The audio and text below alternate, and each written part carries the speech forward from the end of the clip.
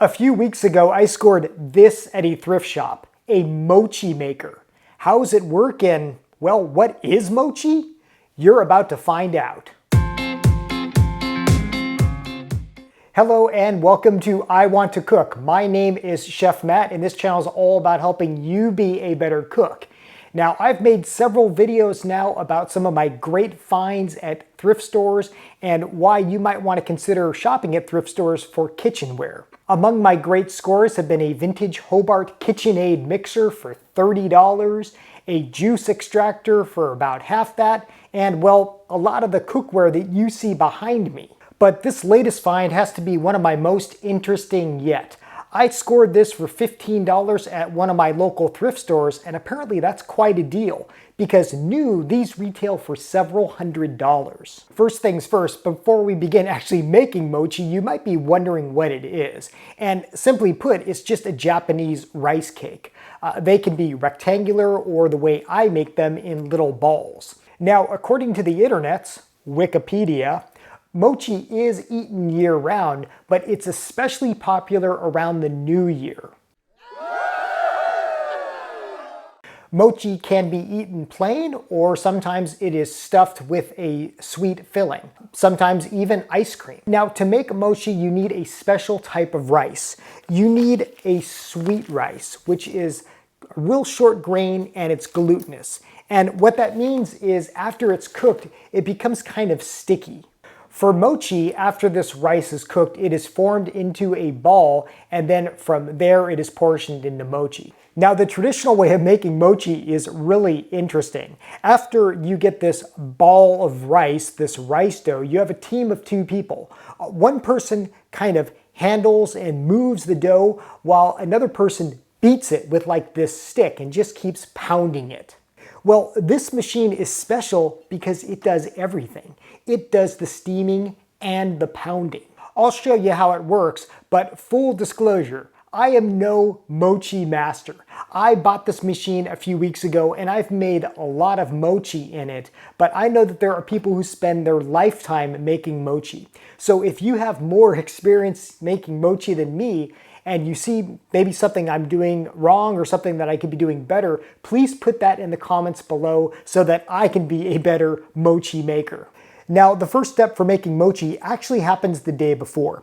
You need to take the rice and rinse it really well until it almost runs clear. And then you soak it in water. Now, according to the instructions that I found online for this machine, you're supposed to let the rice soak for anywhere between 6 and 24 hours. I just split the difference and let it soak overnight. Then from there, 30 minutes before you are ready to begin making mochi, you let the rice drain. Now, if you can't find this type of rice at your local grocery store, you can always find it online. I bought this at Amazon, and you might also want to try your local Asian grocer. For this recipe, I'm using 2.5 cups of these. This is a rice cooker cup, and as I've mentioned in some of my other rice-centric videos, a rice cooker cup is 3/4 of a regular cup. Okay, so to steam, we of course need water. And what's interesting is the water actually goes into the bottom of this machine. So we're gonna remove this canister that will hold the rice. And I've halved this recipe, so I'm using 3/4 of a cup of water, and we're just gonna pour it directly into the bottom of this device. There's like a cavity. Now this container actually cooks the rice, and there's also this little like paddle thing, and this is what's going to pound the rice. It looks sort of like the paddle of a bread maker, if you've ever seen one of those. So to put this in, you have to kind of set it into a little groove, and then we lock it in place, just like that. And then we put this paddle on. And then finally, we dump in the rice. So we'll just put this all in here. Kind of flatten this out a little bit. That's what the instructions said. If I was reading them correctly, I could tell that they were translated to English, and I think some things were lost in translation. Okay, then we will put the lid on. Now, as you can see, this machine is pretty basic. There's only 3 buttons on this thing, and one of them is off. The other 2 are steam and pound. Well, the first thing we're going to do is steam our rice, so we will press the steam button. This takes about 20 minutes or so, and it makes a horrible buzzing sound when it's done. Don't worry, I will turn it down when I edit this video later. And by the way, in case you're wondering, yes, this is a different setup. I'm actually not in the kitchen, I'm on the other side. So if you've ever wondered what's behind that door, well, it's all of my cookware.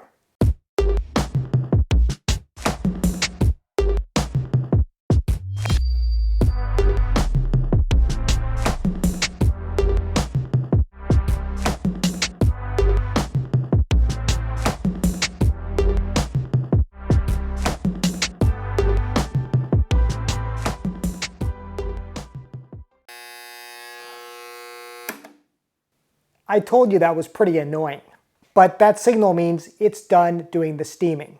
Now the exciting part, the pounding. So we'll remove the lid here, and as you can see, this rice is nicely cooked, and I could just tell it's just kind of sticky, and that's exactly what you want.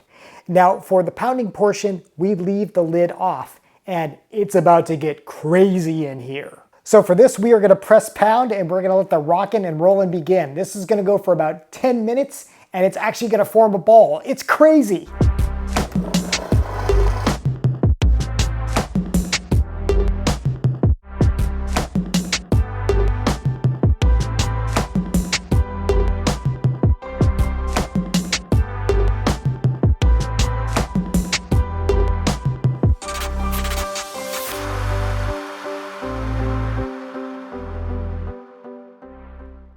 Okay, so this thing has been rocking and rolling for about 10 minutes. That's what the instructions said.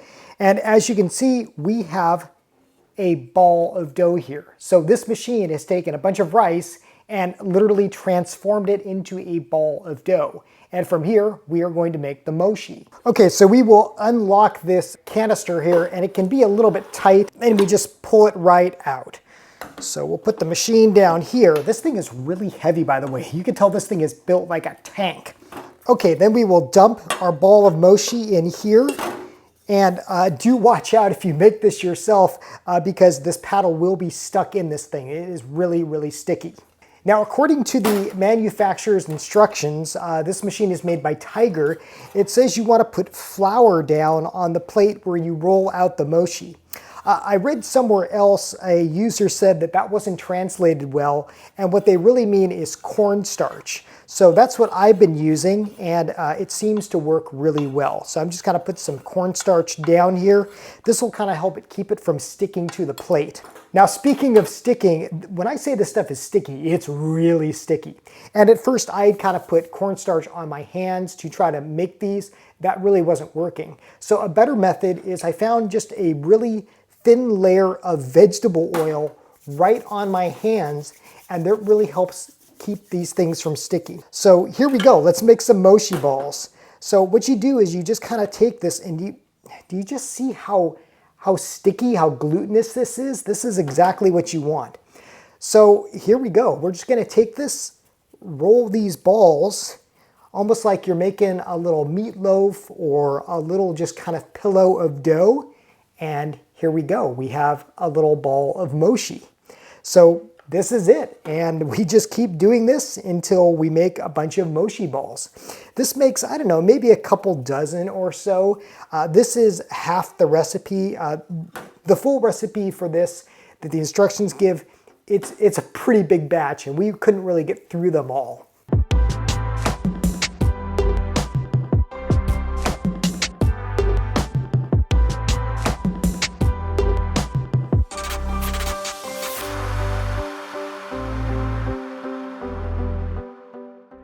And here we go. We have got our mochi balls all rolled out.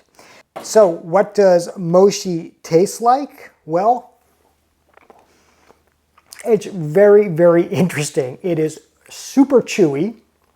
And I mean, it doesn't have a whole lot of flavor. It's a very kind of neutral food. Again, I really like these stuffed when there's something kind of sweet inside. But it turns out my better half She loves these things. In fact, she's kind of been eating this stuff non-stop ever since I got this machine. It's really gentle on her stomach, and she just finds that she craves it just like this. So I got a mochi making machine, and I've been a mochi making machine because of this. Now, these don't have any preservatives in them, so they can sit out for maybe a day, but then you need to either refrigerate them or freeze them if you happen to find yourself, well, a mochi making machine. I really hope you enjoyed this video. Let me know what you think, and let me know what you think of the new digs shooting out here. If this is something that I should do more of in the future, kind of a change of scenery, let me know. As always, thank you for watching. Thank you for subscribing. If you are new to the channel, welcome. I am so glad that you are here. Until next time, I hope you want to cook.